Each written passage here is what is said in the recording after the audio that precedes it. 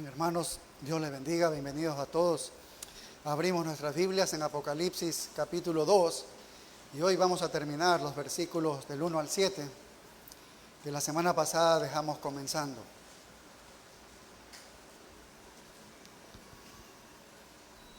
Bien, habíamos dicho una cosa muy importante. Según las Escrituras, todos los cristianos, todos los verdaderos cristianos aman al Señor Jesucristo. Pero todos los cristianos no aman al Señor Jesucristo con todas sus fuerzas, con toda su mente, con todo su corazón, con toda su alma. Y si hay una mejor ilustración de observar esto, lo podemos ver aquí en Apocalipsis capítulo 2, versículos del 1 al 7, es la carta que se dirige a la iglesia de Éfeso. Hemos dicho que esta es una carta histórica, porque esta es una iglesia real, es una iglesia que existió en ese tiempo en la ciudad de Éfeso, en Asia Menor. Y el Señor está escribiendo esta carta que se puede aplicar en cualquier periodo de tiempo, porque estas iglesias, estas 7 iglesias del Apocalipsis, son un tipo de iglesia, de la condición espiritual en la que se puede encontrar cualquier iglesia a lo largo de la historia y en el día de hoy también. Así que es relevante para el día de hoy, para nuestra iglesia. El amor de esta iglesia se había enfriado, el amor hacia Cristo se había enfriado. Y eso es lo que observamos aquí, al menos el punto principal de esta carta. Y vimos la semana pasada sobre el escritor, y el texto comienza así, Apocalipsis 2:1 dice, escribe al ángel de la iglesia en Éfeso. Y vemos que Juan, si es verdad, fue el que le escribió, fue el amanuense, el escribano, pero el escritor o el autor original de esto es lo que sigue diciendo en el versículo 1. Dice, el que tiene las 7 estrellas en su diestra, el que anda en medio de los 7 candeleros de oro, dice esto. ¿Quién es el que tiene las 7 estrellas? ¿Quién es el que anda en medio de los 7 candeleros de oro? Ya lo estudiamos en el capítulo 1, en la visión que tuvo Juan de la gloria del Señor Jesucristo. Ahí estaba, Él es el que tiene estas cosas. Así que Jesucristo es quien controla el liderazgo de la iglesia, cuida la iglesia, ministra la iglesia, se mueve entre la iglesia. Y el Señor Jesucristo está examinando, está observando, está evaluando cada una de las iglesias. Ese es el ministerio de Él actualmente, eso es lo que Él está haciendo y eso es lo que vemos que está haciendo allí en ese tiempo con la iglesia de Éfeso. Y luego que observa a la iglesia y la escucha a la iglesia, entonces Él comienza a escribir cosas de lo que Él ha visto. Entonces vamos a la iglesia luego y dice, escribe al ángel de la iglesia en Éfeso. Vimos que ángel es el líder, el pastor, un anciano de la iglesia en Éfeso. Y decíamos que esta iglesia fue una iglesia fuerte espiritualmente, muy fuerte. Podríamos decir que fue una iglesia con carácter, porque tenía como base la buena doctrina, la palabra de Dios. Fue fundada y enseñada por el apóstol Pablo, y luego estuvo Timoteo, estuvo Tíquico, y luego terminó allí siendo el pastor principal de esta iglesia el apóstol Juan. Entonces tuvo elementos importantes que Dios proveyó para esta iglesia que sea fuerte. Pablo permaneció cerca de 3 años allí en Éfeso, y esta iglesia, como leímos en la lectura, nació en un momento increíble. Las cosas que sucedieron fueron increíbles, porque se estaba predicando la verdad de Dios. Es una poderosa predicación de la verdad de Dios.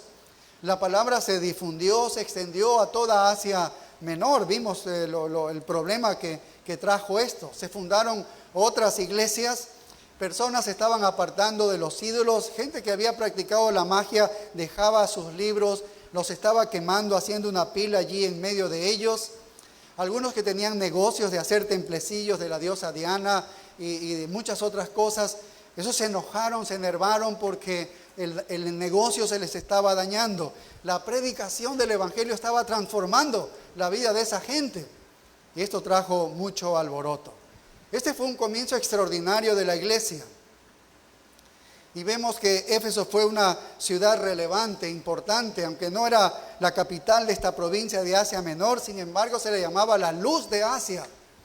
porque tenía un golfo, tenía un puerto allí importante, tenía grandes caminos que incluso llevaban a Roma.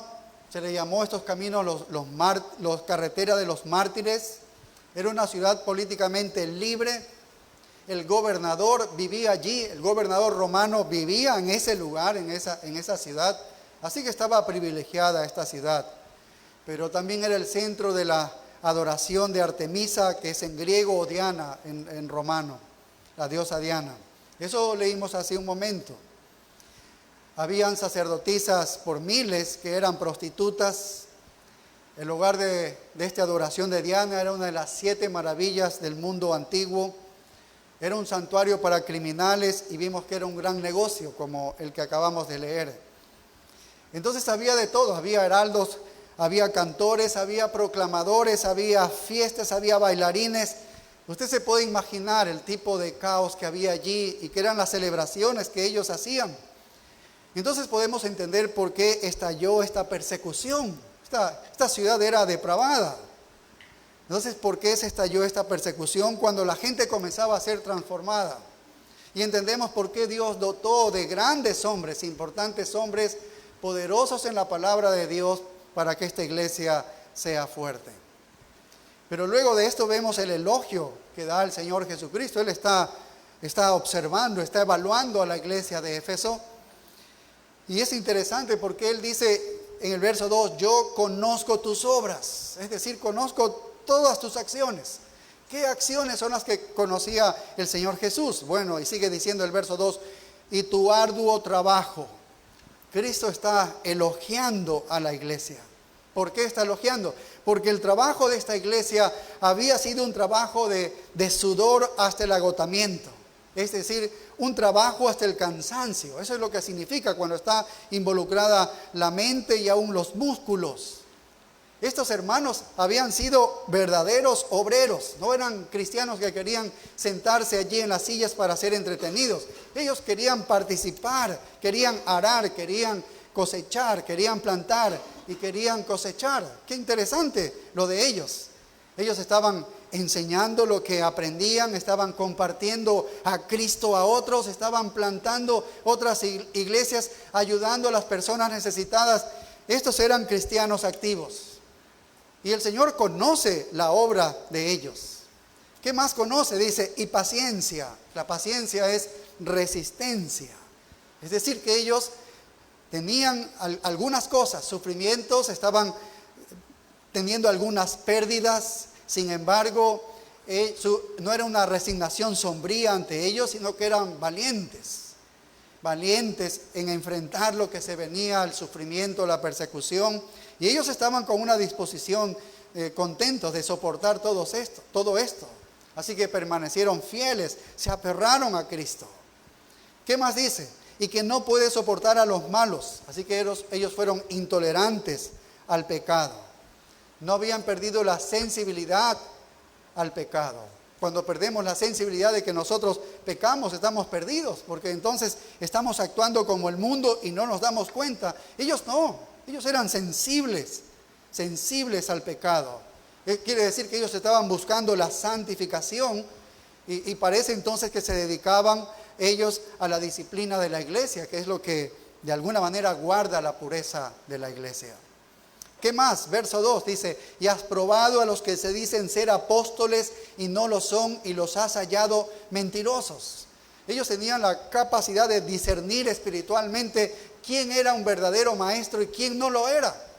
Y seguramente muchos habían entrado a esta iglesia, muchos habían visitado esta iglesia y se habían hecho pasar por maestros de la palabra de Dios, pero ellos sabían cómo tomarle la medida si eran o no verdaderos maestros. Y algunos se pusieron como impostores, como apóstoles, pero ellos pudieron discernir espiritualmente si eran o no apóstoles. El apóstol Pablo, 40 años antes, en Hechos 19, Hechos 20, él les había enseñado y les había advertido que van a salir falsos maestros, falsos apóstoles de dentro y de afuera. 40 años después, Jesús sigue reconociendo en ellos este consejo que Pablo les había dado. Eso es algo interesante. Lo que quiere decir que ellos sabían la palabra de Dios, sabían la doctrina, la palabra es lo que mide a un falso maestro. Es con ello que tú tienes que ver la enseñanza, es con la palabra de Dios. Y el verso 3 dice, y has sufrido y has tenido paciencia y has trabajado arduamente por amor de mi nombre. Quiere decir que en medio de todo el servicio que ellos habían tenido, en medio de todas las dificultades, en medio de todas las pérdidas del mal y del pecado de esta ciudad, ellos lo habían soportado todo. Y lo han soportado todo con la razón correcta, es decir, con la motivación correcta. ¿Cuál es la motivación correcta? Por mi nombre lo has hecho, por mi nombre. O sea, no lo hiciste por tu reputación, no lo hiciste para tu gloria, lo hiciste para la gloria mía, dice Cristo. Lo hiciste por mi honor, por mi honor. Qué gran elogio que el Señor Jesucristo diga así de una iglesia como la de Éfeso. Y finalmente termina diciendo, y no has desmayado en el verso 3. Y no has desmayado. Muchos dejan de ser fieles por muchas circunstancias que se le presentan en la vida cristiana, por un mal testimonio, porque Dios no responde a la oración, por una decepción, por una ingratitud, por lo que sea. Y muchos dejan de ser fieles, pero esta iglesia no ha desmayado, dice. Y no has desmayado. Se ha mantenido fiel a la palabra, fiel a la obra, fiel al Señor. Éfeso es una iglesia formidable, podríamos decir. Ahora es interesante, aunque en los versículos 4 y 5 el Señor los acusa seriamente, porque los va a acusar seriamente. Sin embargo, en el versículo 6 vuelve a elogiarlos, como haciéndoles ver que las acusaciones anteriores de los versos 4 y 5, aunque eran acusaciones serias, todavía ellos no se encontraban en un grado deplorable. ¿De qué los elogia en el versículo 6? ¿De qué los elogia en el verso 6? Dice así el versículo 6. Dice, pero tienes esto, que aborreces las obras de los nicolaitas, las cuales yo también aborrezco. No hay manera de poder identificar de una manera dogmática quiénes son los nicolaitas. ¿Cuáles son las obras de los nicolaitas? ¿Cuáles son? ¿Qué es lo que estos hacían? Y hay una serie de posibilidades, pero voy a presentar dos importantes que los comentaristas lo presentan. La primera posición es que dicen que por la carta a la iglesia a Pérgamo encontramos que esto de los nicolaitas era una doctrina. Mira, si observamos aquí en Apocalipsis 2.15 dice, y también, esta es la iglesia a Pérgamo, es el mensaje a Pérgamo, dice, y también tienes a los que retienen la doctrina de los nicolaitas, ¿sí ven? Nicolaitas, la que yo aborrezco. Entonces, ¿qué decimos de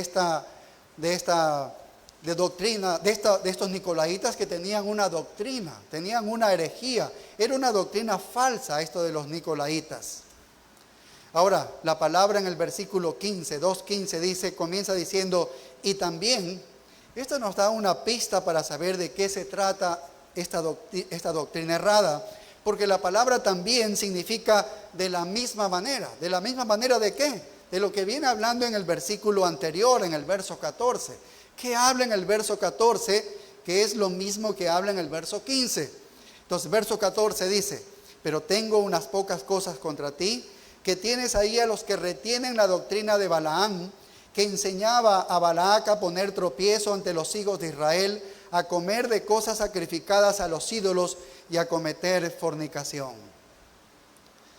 En Números capítulo 22, no vamos a ir allí, nos habla extensamente sobre Balaam, al que se refiere aquí en el versículo 14. Balaam fue un hombre que llegó a Israel, sedujo al pueblo de Dios en idolatría, sedujo al pueblo de Dios a la inmoralidad. Esto fue lo que enseñó Balaam. Se hizo pasar por un profeta de Dios y en lugar de llevar al pueblo a Dios, lo llevó al pueblo a perderse. Entonces lo que está diciendo en el verso 15 dice, y también, que significa, de la misma manera de pecar, tienes a los que retienen la herejía de los nicolaitas. Entonces lo que Balaam hizo, también lo hicieron los nicolaitas. Esta es la primera posibilidad. Así presentan algunos comentaristas, que se refiere a estos nicolaítas. La palabra Nicolás significa conquistar al pueblo o el que conquista al pueblo. La palabra Balaán significa el destructor del pueblo. Casi es lo mismo. Lo que Balaán era en el Antiguo Testamento es lo que Nicolás era en el Nuevo Testamento. Lo que sabemos es que es una falsa enseñanza que llevaba a las personas al pecado destructivo. Bien, no entendemos cómo esta iglesia de Pérgamo, nosotros vamos a estudiar más adelante la iglesia de Pérgamo, lo que no entendemos es cómo pudo permitir tanta mundanalidad dentro de su iglesia. Es impactante esto, pero los hermanos de Éfeso no lo permitieron. Ellos no lo permitieron porque justamente eso es un elogio del Señor Jesucristo a esta iglesia. Es un elogio del Señor Jesucristo a esta iglesia. Los efesios no permitieron que la inmoralidad se enquiste en la iglesia de ellos. Podrían ellos ver a un nicolaíta, podrían ver su enseñanza y rápidamente podían discernir que esta era una falsa enseñanza, que era una herejía eso, y eran unos falsos maestros aquellos. Lo podían hacer. Bien, esta es la primera posición. La segunda posición es que algunos de los primeros escritores de la iglesia, como Ireneo, que Ireneo lo conoció, casi conoció a Juan, era de los padres de la iglesia, los primeros. Sostenía, Ireneo en sus escritos, él sostenía que Nicolás fue el mismo que se convirtió en un diácono en la iglesia primitiva. ¿Recuerdan Hechos 6 que estudiamos? Ahí estaban 7 hombres que fueron escogidos para que sean una especie de diáconos en la iglesia primitiva. Uno de ellos es Nicolás. Ireneo es el que escribe esto. Es muy reciente al apóstol Juan. Y él dice que este hombre, Nicolás, fue uno de esos 7 hombres. Pero que en realidad era un falso creyente, no era un verdadero creyente, había sido un falso creyente y que se había desviado de la doctrina. Bueno, es interesante esta posición también, esto nos dice escritos muy antiguos. Fue Nicolás un destructor como Balaán, que los llevó también a la inmoralidad y a la iniquidad. Eso es lo que hacía Nicolás. Y a mí me parece, como a muchos otros escritores de bíblicos y comentaristas, que esta segunda posición es la mejor conjetura de quiénes eran estos nicolaítas. Y estoy diciendo que no podemos ser dogmáticos porque no hay más en la escritura sobre Nicolás o los nicolaítas. Apenas observamos aquí 3 pasajes en Hechos capítulo 6, en Apocalipsis aquí capítulo 2, en 2 ocasiones. Entonces, eso es todo lo que obtenemos. Y no podemos sacar más conjetura, pero podemos tomar la posición de Ireneo, que era un hombre muy cercano al primer siglo y que escribió tal cosa, y posiblemente sea eso. ¿Sí? Posiblemente sea eso. Ellos estaban involucrados en una enseñanza de la gracia pervertida, es decir, un libertinaje, es decir, vive lo que sea. O sea, la gracia de Dios te permite vivir como sea. Si bien es cierto que no sabemos si esta fue la verdadera posición, lo que sí sabemos y lo que es claro es que estos nicolaítas estaban desviando a la congregación, ¿no?, en una herejía. Eso sí lo sabemos claramente porque el Señor justamente está de alguna manera elogiando que no han tenido a ellos, que los han podido reconocer y no han permitido que se enquiste una herejía como esta. Y el Señor dice, la que yo aborrezco, dice en Pérgamo, dice, la que yo aborrezco. Entonces, Cristo odia lo que ellos hacen. Y ellos han hecho bien, porque si Cristo odia algo, Cristo odia el pecado, entonces la iglesia también debe odiar lo que Cristo odia, que es el pecado. Así que esta era la herejía de los nicolaítas. Ahora, no debemos tener en menos este elogio porque solamente un grupo noble, una iglesia importante podría recibir un elogio así del Señor Jesucristo. Podríamos decir que esta es una gran iglesia, un arduo trabajo para el reino de Dios. Ellos no estaban trabajando por los años de este mundo, ellos estaban trabajando para la gloria eterna de Dios. Ese es el esfuerzo que vemos que ellos hacían, perseverante en las dificultades. ¿Por qué? Porque veían más allá, veían la eternidad, lo que ellos estaban haciendo. Entonces ellos seguían adelante, incapaces de soportar a los malos hombres. actuando en favor de la santidad, practicando la disciplina en la iglesia. Eran capaces de reconocer a los falsos apóstoles, a los falsos maestros. No fueron víctimas de hombres importantes, de líderes importantes falsos que invitaban a la vida de libertinaje. Ellos se dieron cuenta del engaño de Satanás allí ante estos hombres. Así que esta era una iglesia fuerte, una iglesia que tenía carácter porque estaba basada en la palabra de Dios. Pero ahora sí viene entonces la preocupación del Señor Jesucristo, ¿sí? ¿Qué podría haber mal en una iglesia como esta? Diríamos nosotros, porque es un gran elogio todo lo que observamos y todo lo que observa el Señor Jesucristo. Bien, esto es lo que tiene en el verso 4, lo que tiene que decirles a ellos, y es la preocupación del Señor Jesucristo. Dice, pero tengo contra ti que has dejado tu primer amor. Pero tengo contra ti que has dejado tu primer amor. Creo que no debería importarnos que algunas personas tengan algo en contra de nuestra iglesia. La verdad es que no debería importarnos mucho eso. Pero cuando el Señor tiene algo contra nuestra iglesia, sí debería importarnos, ¿verdad? Sí debería importarnos porque sería algo muy serio, en verdad, y deberíamos tomar en cuenta si tiene algo que decir contra nosotros. Creo que deberíamos temblar cuando el Señor dice, pero tengo contra ti. Deberíamos temblar nosotros. Tan hermosos elogios, pero se perdieron de lo más importante. Jesús le dijo a Pedro 3 veces, dice, Pedro, ¿me amas? 3 veces le dijo. Eso es lo más importante. Cuando la iglesia seguramente leyó esta carta y comenzó el elogio en ellos decían, qué bien que el Señor nos mande una carta como esta. Pero luego cuando ellos leen el versículo 4 y les dice, pero tengo contra ti que has dejado tu primer amor, ellos es como un rayo que atravesó el corazón de ellos. Tal vez no se lo esperaban, tal vez ellos no se fueron dando cuenta, porque esto va enfriándose poco a poco el amor.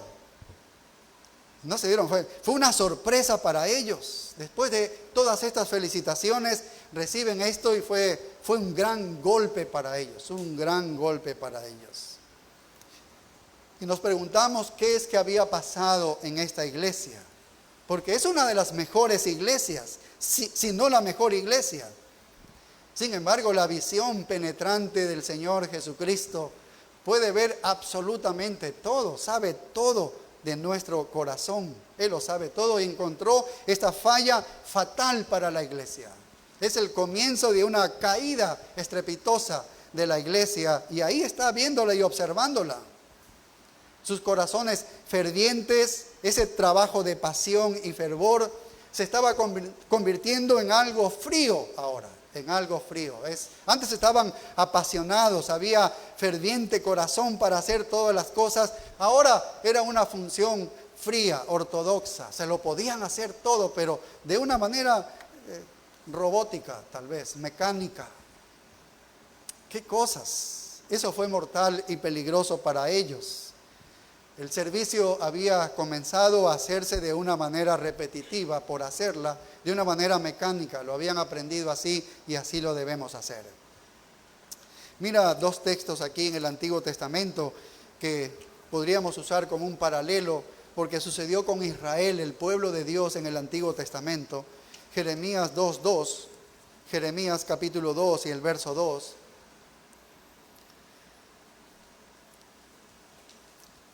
Es interesante lo que dice, porque aquí apela a un recuerdo de la fidelidad de Dios hacia el pueblo de Israel. Dice Jeremías 2:2, dice, anda y clama a los oídos de Jerusalén. Este es Jeremías, que manda a su pueblo, a Jerusalén, al profeta, para que diga esto. Anda y clama a los oídos de Jerusalén diciendo, dice, así dice Jehová, me he acordado de ti, pero como un pasado nada más, como un pasado. Me he acordado de ti, de la fidelidad de tu juventud, pasado. Al profeta, predícale esto a mi pueblo, como pasado, del amor de tu desposorio, cuando andabas en pos de mí en el desierto, en tierra no sembrada. Santo era Israel a Jehová, primicias de sus nuevos frutos.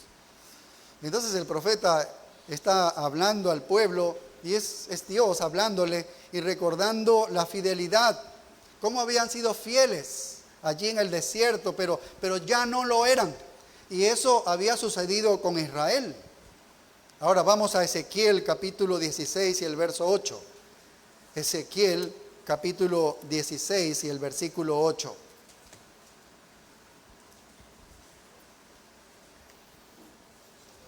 Este es un tiempo interesante también. Ezequiel hacia el pueblo de Dios, el tiempo de su desposorio, el tiempo de su matrimonio, se podría decir allí con Israel, utilizando la figura matrimonial y de amor. Dice Hechos 16:8, dice: y pasé yo otra vez junto a ti y te miré, y he aquí que tu tiempo era tiempo de amores, y extendí mi mano sobre ti y cubrí tu desnudez, y te di juramento y entré en pacto contigo, dice Jehová el Señor, y fuiste mía.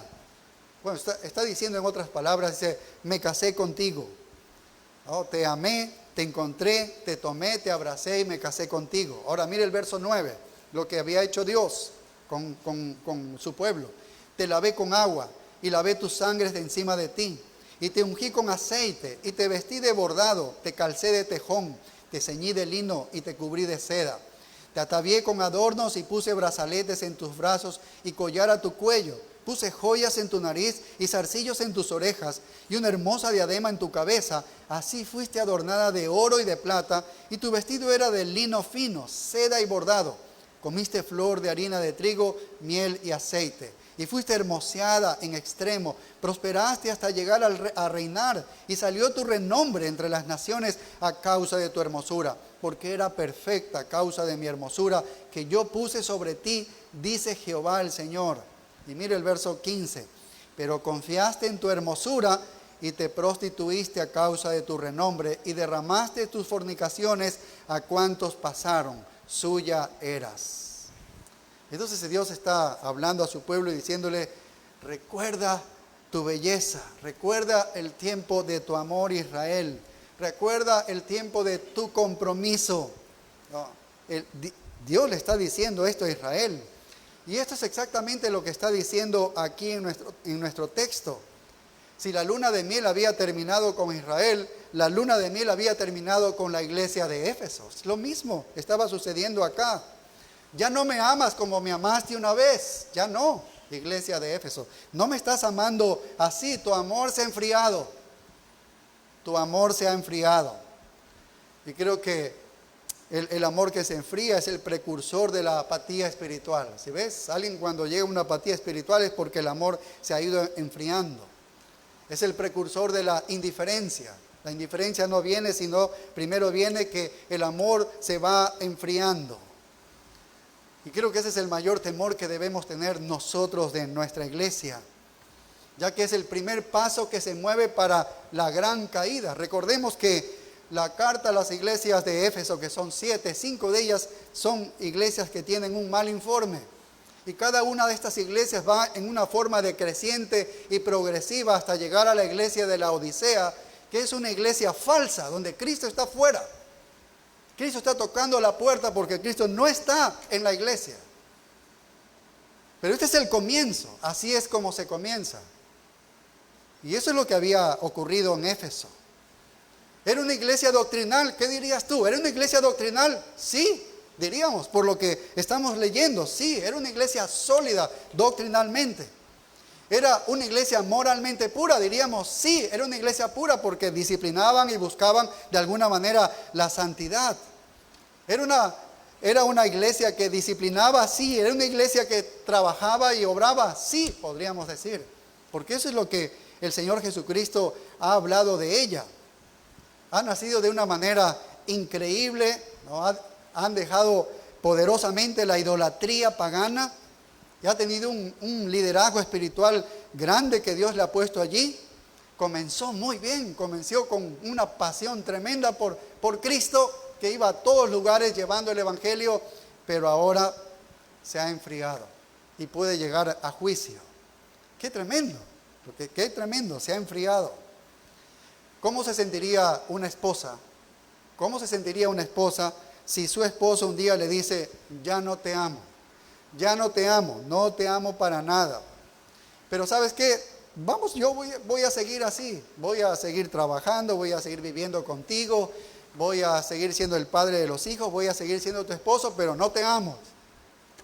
Es algo fatal, ¿no? Es algo muy duro, es algo muy duro.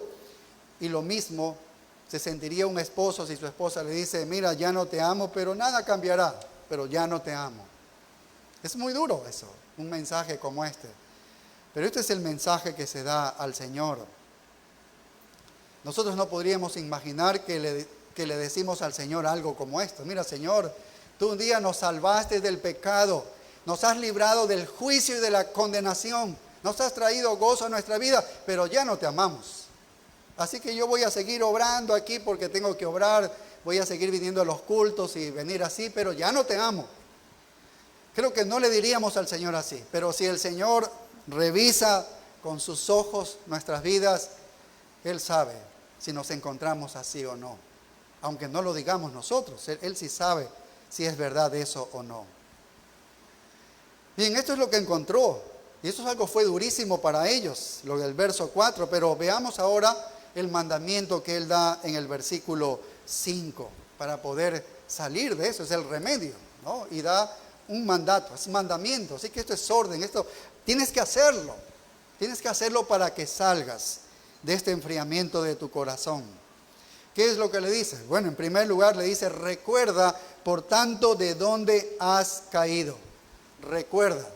Bueno, es interesante porque nos manda a recordar algo. Normalmente decimos, yo no quiero recordar mi pasado malo, y es verdad, a no ser que me empuje para hacia una vida correcta. Pero el Señor dice, oye, retrocede, recuerda un poco, ándate al pasado y mira de dónde has caído, de dónde has caído. Creo que en este año, creo que en estos últimos meses, desde agosto que nos hemos comenzado a congregar, agosto, septiembre, octubre y noviembre, vamos a tener 4 meses al final de noviembre, Dios nos ha estado recordando de una manera muy viva, de una manera muy gráfica, muy real, muy cercana a cada uno de nosotros, nos ha estado recordando este primer amor. Y te preguntarás, pero ¿cómo nos ha recordado? Vamos a terminar en este mes de noviembre con un tercer recordatorio de estos, porque Dios mediante vamos a tener bautizos. Con los bautizos nos ha recordado el primer amor. ¿Cómo es que puede recordarnos el Señor?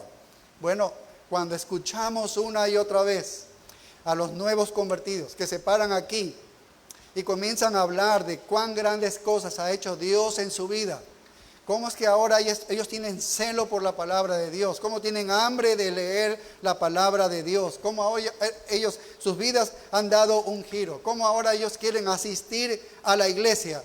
Oye, eso es recordar el día en que yo también me convertí. Nos está recordando el primer amor, la emoción, la pasión que hay allí. Eso es lo que hace Dios, eso es lo que está diciendo. Recuerda, por tanto, de dónde has caído. Y el Señor, al finalizar este mes, en 4 meses nos va a recordar 3 veces eso. Qué interesante que Dios nos recuerde eso, ¿no? Esa pasión, ese amor hacia Él. Dice, recuerda de dónde has caído. O sea, recuerda qué solías hacer antes, en los comienzos. ¿Qué es lo que hacías cuando te salvó el Señor? Y bueno, hay muchas cosas que nosotros podemos traer a nuestra mente. Tan a menudo la declinación espiritual viene del olvido, ¿no? ¿Por qué es que comienzo a debilitarme? Porque estoy olvidando los grandes favores que Dios me ha hecho a mí. Así que esta es una nueva generación de Éfeso. La primera generación en su mayor parte ya se ha ido, seguramente han pasado 40 años. Todavía tiene la fuerte tradición, pero ya no tiene ese amor intenso. Ya ese fervor ya no lo tiene. Esa pasión por el Señor ya no tiene esta segunda generación. Así que si una iglesia va a permanecer vital en su amor por Cristo, tiene que ser entonces como una sala de maternidad, donde escuchamos el grito constante de los recién nacidos. A mí sobremanera me trae un ánimo increíble cuando alguien se acerca y dice, Dios me ha salvado, y comienza a contarme. y luego cuando bautizamos, ellos dan testimonio y bautizamos, trae una alegría enorme, un ánimo enorme. Por eso mismo. Y cuando escuchamos aquí de que va a haber bautizos y va a haber testimonio, creo que toda la congregación debería asistir, porque esta es la cuna donde escuchamos el grito del bebé, donde nos da ánimo. El Señor está infundiendo ánimo a la iglesia para seguir adelante. Es como decir, yo estoy obrando en medio de ustedes, estoy salvando vidas, transformando corazones. Está animándonos a todos. Eso es lo que hace el Señor. Y a nosotros, si lo llegamos a hacer este noviembre, son tres veces en 4 meses. Es una bendición de parte del Señor. Continuamente podemos ponernos en contacto con el primer amor al escuchar a los nuevos convertidos. Es crucial esto. Entonces, si queremos tener una iglesia, una gran primera generación de creyentes en nuestra iglesia, debemos conservar esta pasión. Debemos recordar cómo es que Dios obró con nosotros. Entonces, esto es lo primero que Dios le dice. Y es un mandato de Dios. Dice, recuerda. Segundo lugar, el verso 5 dice, y arrepiéntete. ¿Por qué le dice que se arrepienta? Porque perder el primer amor es pecado. Por eso dice arrepiéntete. Es pecado.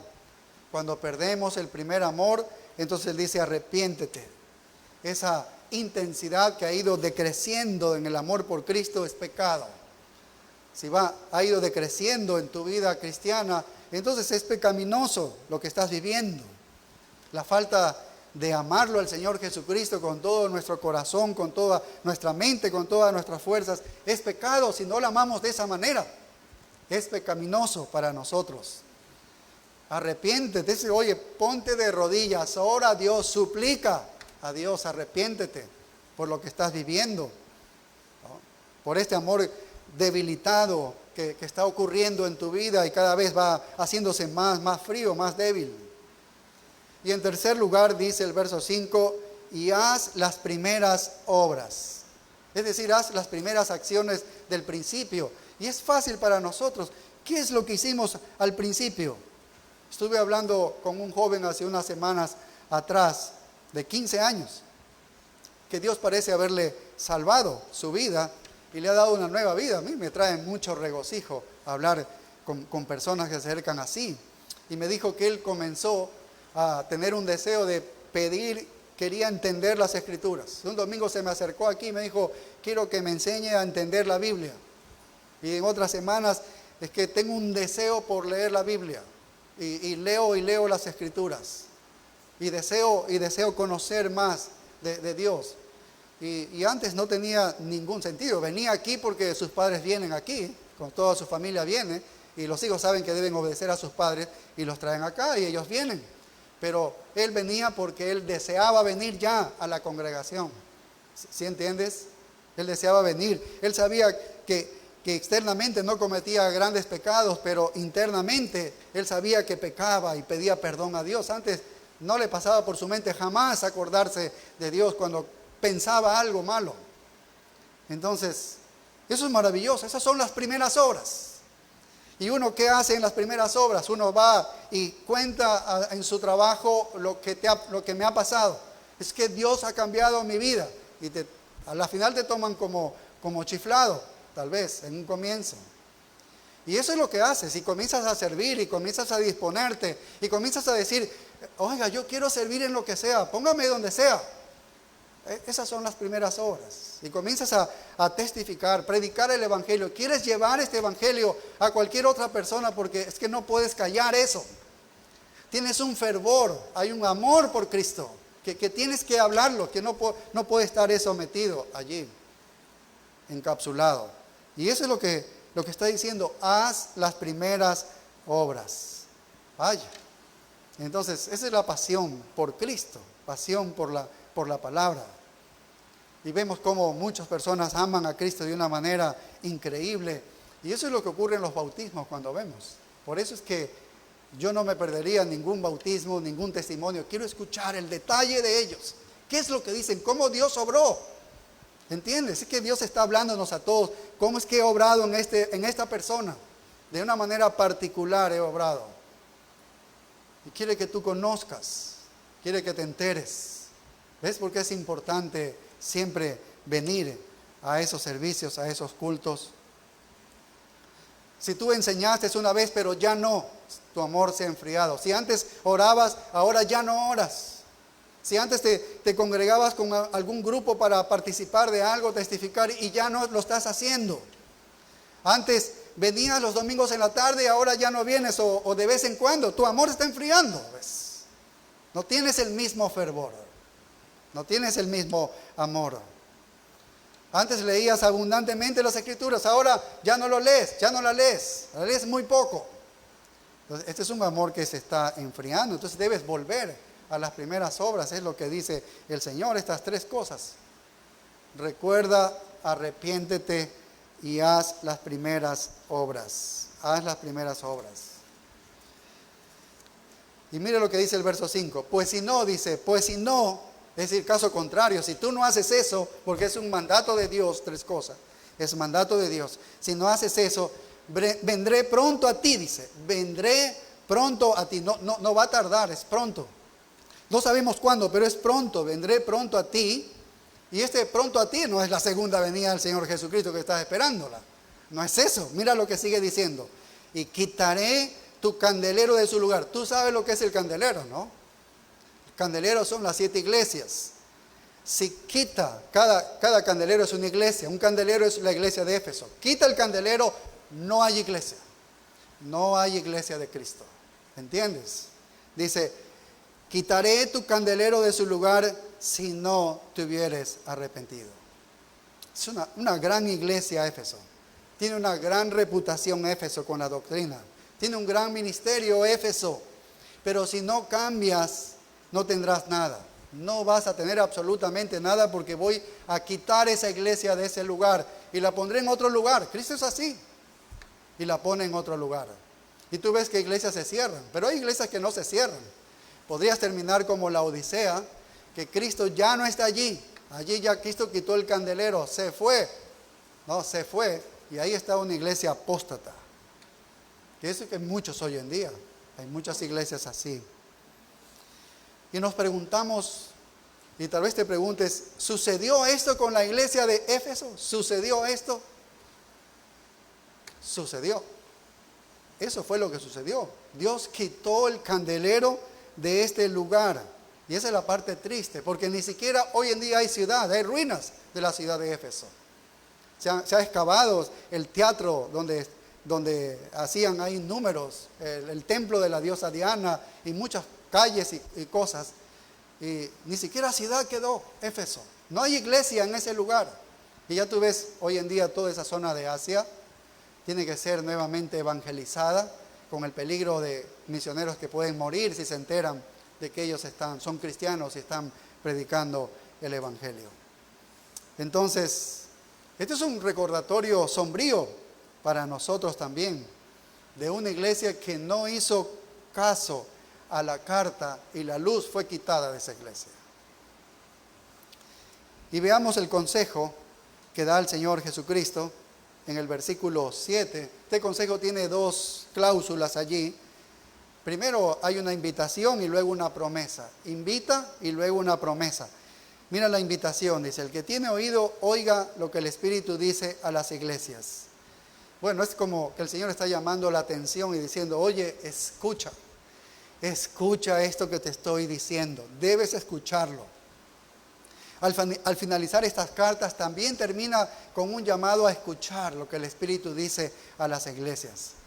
O sea, será mejor que escuches porque no estoy bromeando, esto es serio.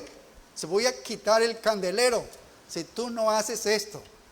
Si tú no recuerdas, te arrepientes y haces las primeras obras. Eso es lo que está diciendo, seriamente. Entonces está llamando la atención de lo que ha dicho, que escuche, que ponga en acción lo que el Señor le ha dicho. Esa es la invitación. Y ahora aquí está la promesa. En el verso 7, segunda parte, dice, al que venciere, le daré a comer del árbol de la vida, el cual está en medio del paraíso de Dios. Esta es la promesa. ¿A quién le dirige esto el Señor Jesucristo? Bueno, el texto dice, al que venciere, dice. Al que vence, al que vence. Y lo vamos a encontrar repetidamente, esto de al que vence, a través de las cartas aquí en los capítulos 2 y 3 de Apocalipsis. En el verso 11 también dice, al que venciere le daré esto. En el verso 17, al que venciere le daré esto. En el verso 26 también dice, al que venciere. Siempre se refiere a la misma persona. ¿Quién es este que va a vencer? ¿Quién es este vencedor? El creyente.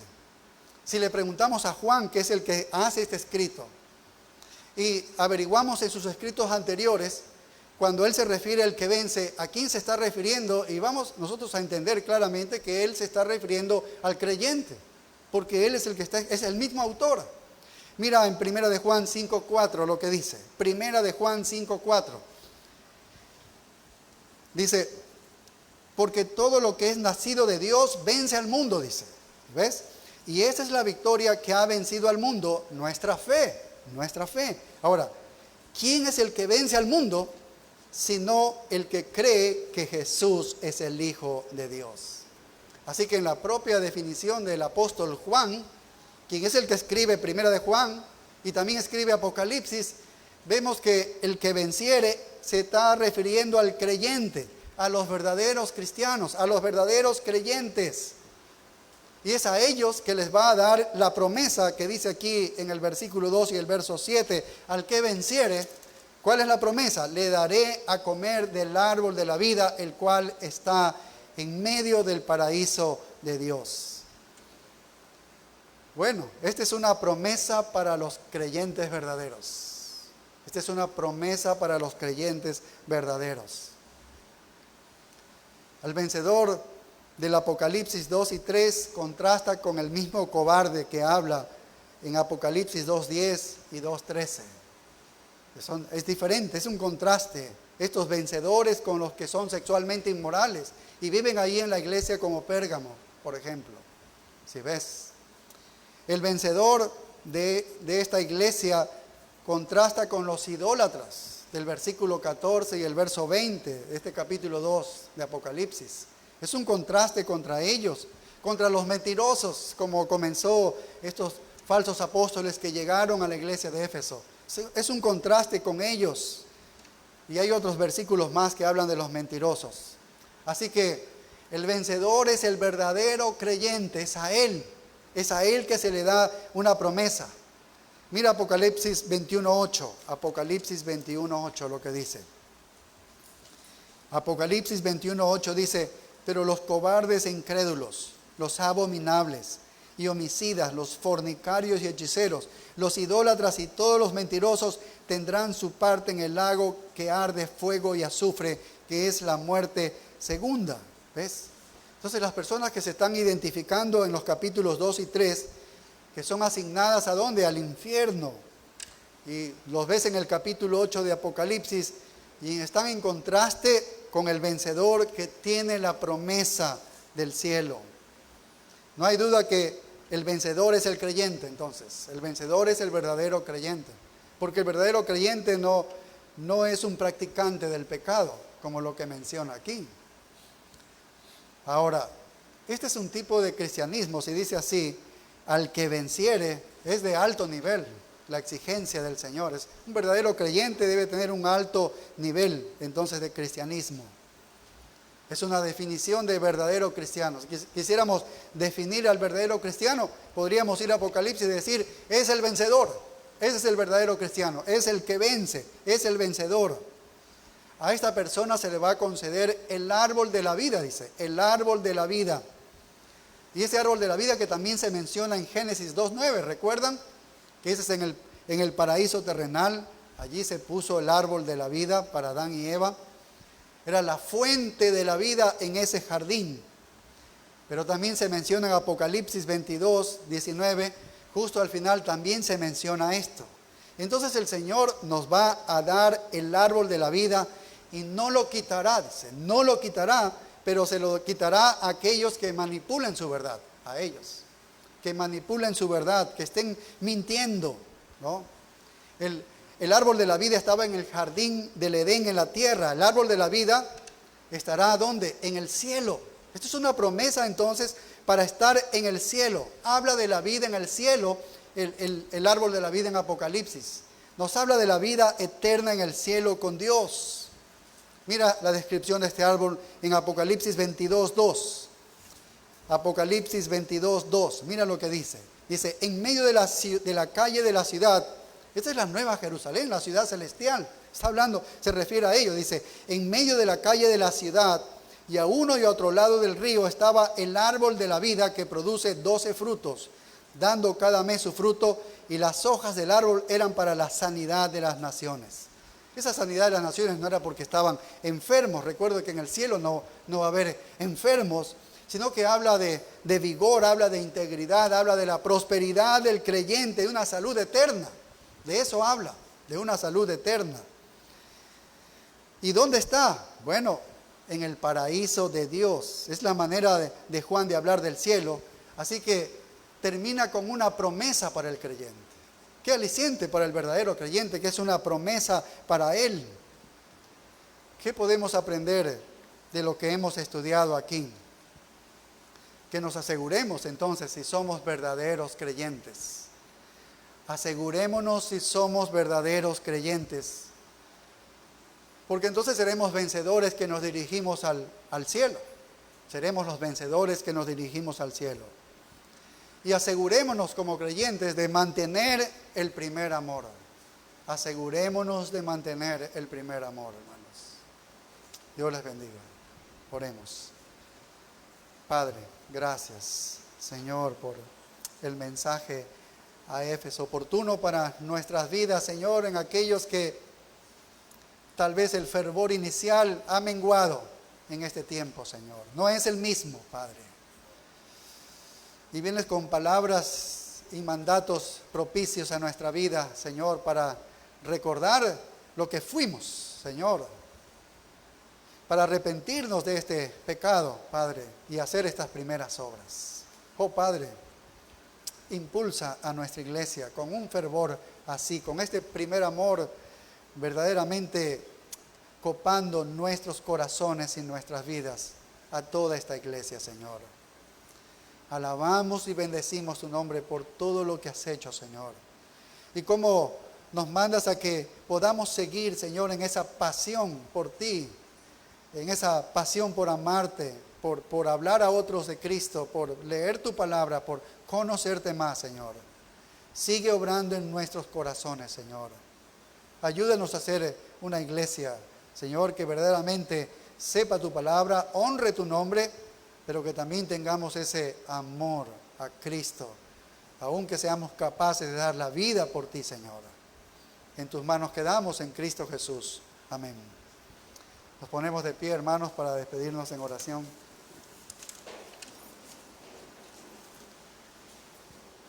Gracias, Padre, por este tiempo que hemos pasado en tu presencia, en comunión con nuestros hermanos. Ha sido un tiempo bueno, Padre, en que hemos alabado, te hemos cantado, hemos ofrendado, hemos estado escuchando tu palabra, Señor. Hemos sido edificados.